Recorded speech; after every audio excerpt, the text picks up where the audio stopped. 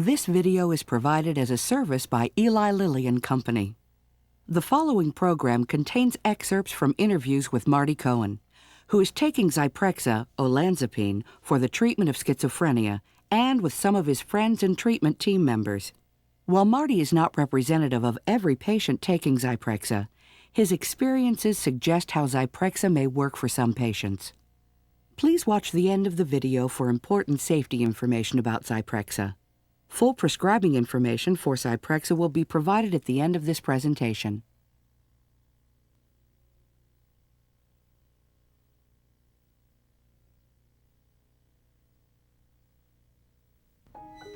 The first breakdown that I had was when I had decided that I would go to the Studio School of New York. It's another art school in the middle of Manhattan, and I was painting there. I had not slept for a couple of days, and I started having like an episode where I started distorting reality, where I began to believe that certain things were happening that really weren't happening, and I acted out all kinds of different fantasies and stuff. Basically, up-leveled my parents' house. I was at the time 19 or something, 18, 19, and I wanted to move out of the house, but I was staying there because I was thinking of applying for graduate school. And right in between that transitional period, I got very unhappy and proceeded to think all kinds of distortions of reality. It was like a flashback of all these feelings, like where in the basement of my house, I thought there were all kinds of things living down there. I had shattered glass and all kinds of episodic hallucinatory kind of things, like living the dream sort of, where people in photographs were reality to me. They were they were actually living, functioning things in my house.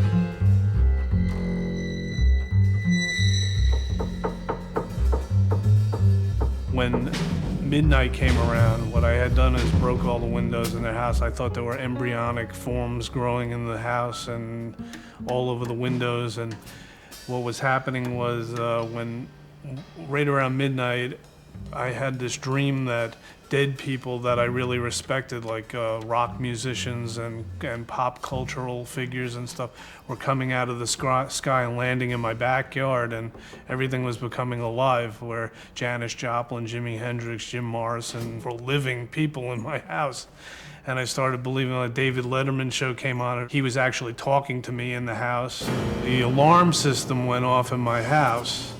I started hallucinating that it was saying King Tut, King Tut, King Tut over very fast. And I thought at that time that the tomb of King Tut had opened up and he had resurrected into real life again, which was totally bizarre. And it started out as being hallucinatory dreams of reality, though. When I actually saw my friends and stuff, I was telling them that I had problems going on, but I was living everything out. It was like I knew that something was wrong, but I couldn't do anything about it. I never had a build up to it or anything. It was just like this, and it just happened that weekend. It was the beginning of a whole thing. When I went to the hospital, a lot of times I was tied down to a bed, which I tried to explain I wasn't going to hurt anybody, hurt myself or anything. But when you're in a hospital situation, you really don't have much of a say of anything. They'll do whatever they do, and I would get shot up with drugs or something. I would go to sleep for about 3 days, 4 days, wake up, and I would wind down, though. Like I would still have some kind of hallucinatory thing go on, and then I realized, what the hell am I doing in a hospital or whatever? I'm like, I don't need to be here.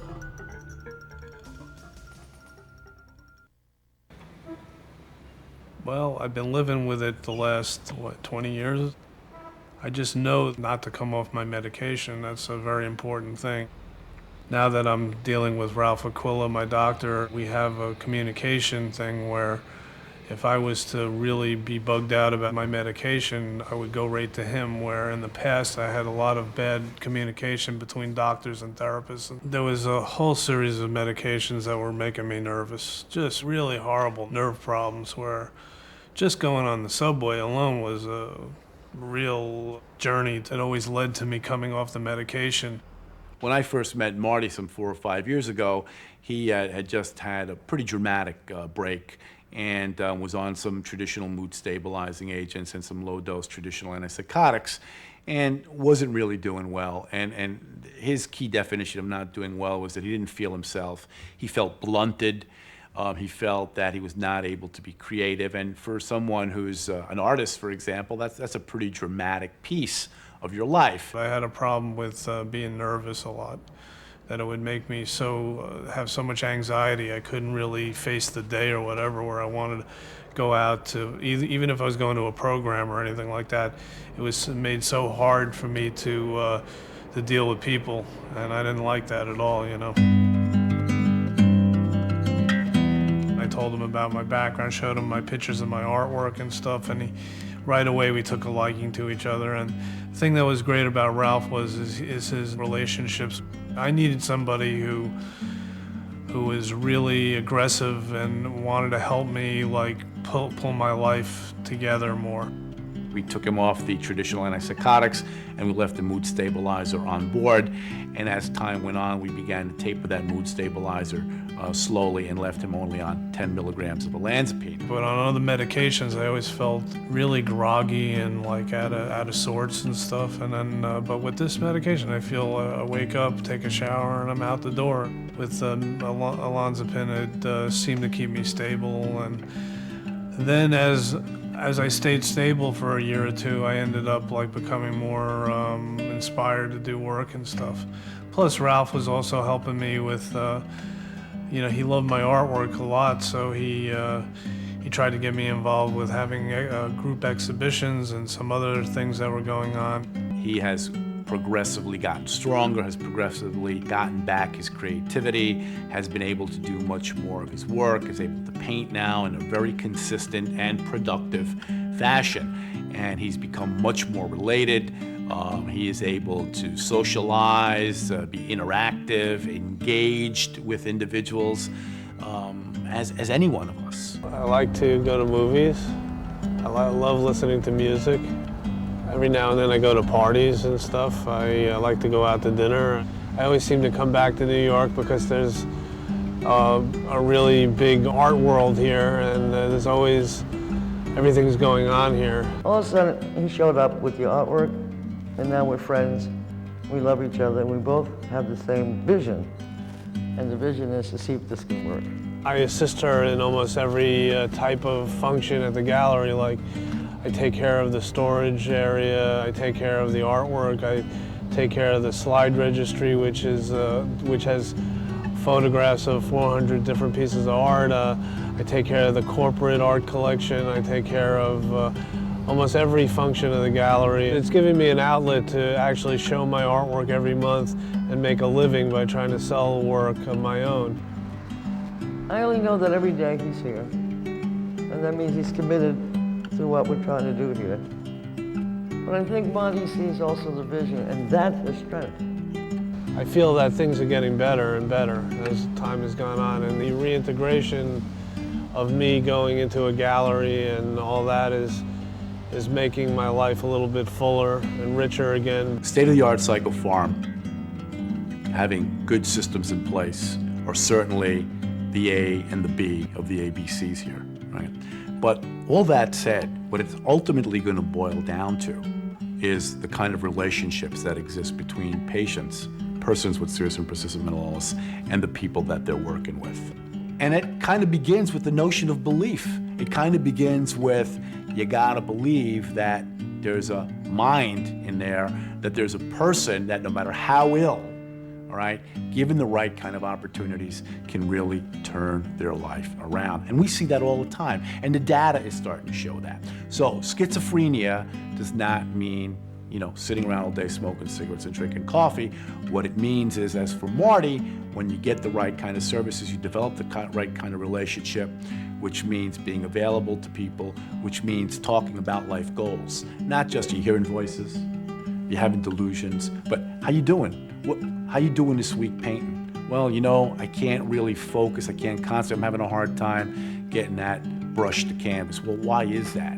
Well, Maybe I'm not able to concentrate this week. I'm kind of getting some kind of thought blocking or whatever that is. And we understand what that means. Patient may not understand that, but then we can work off of that because we start to focus on how do we get Marty to be a better painter? How do we get him to be successful as opposed to just looking at him as symptoms? Because as we oftentimes see, symptoms don't mean a hell of a lot. Patients know when they're not doing as well in work, in their programs, with their families. People know that. You know when you're not doing well. You know when you're having a bad day, mental illness or not mental illness. And having a bad day, to a lot of our patients, could be that first sign that something's up. And that's where we believe the relationship then can be strengthened, because then we have commonalities. We've got something that we're working on together. How do I get you, Marty, to become that world famous artist? You know, how do we get there? How do we get you to sell more paintings? How do we get you to get name recognition? You know, those are the kind of goals we're working on. And treating the psychiatric disorder is part of that. And if it's not Marty, who we're pushing to be this world famous artist, it's Mr. Smith or Ms. Jones, getting them to that first messenger job. It's getting them to, mail delivery, whatever it is, right? Where then people are gonna get that first paycheck, and you are a part of that. You as a clinical team, along with your patient, are part of that success. And then the sky becomes the limit, because we don't know where people are gonna go. Just like we don't know where a lot of us are going. You know, given the right opportunities, given the right moments, a lot of things can change. And that's kind of the heart of where we believe we can go. And that's where we think the field needs to be going. I feel like reintegration is putting yourself out a little bit more. He has got down a routine and has a clear understanding of how his medication is assisting him to meet his life goals. And his life goals are to become a world famous artist. Nothing grandiose about that in my mind. And sell enough to make a living, and have a family or whatever. That's what later on down the line. But 2 years from now, I would hope that I have a bigger studio. I want to break the walls down in here anyway.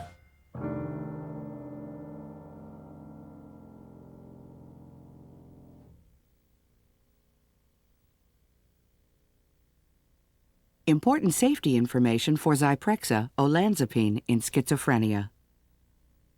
In 6-week acute phase schizophrenia trials, the most common treatment-emergent adverse event associated with Zyprexa was somnolence.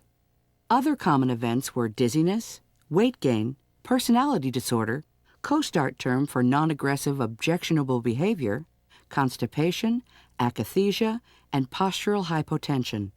A small number of patients experienced asymptomatic elevations of hepatic transaminase. None of these patients developed jaundice or drug-induced hepatitis.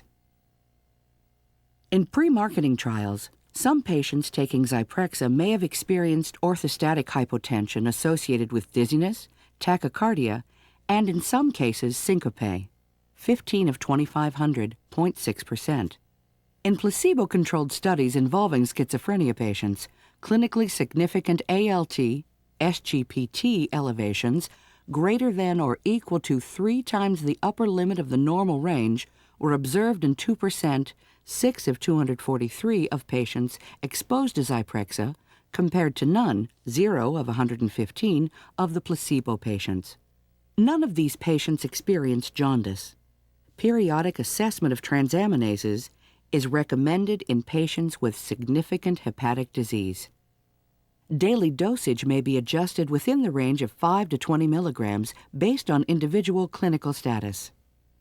The following considerations should be taken into account when prescribing Zyprexa.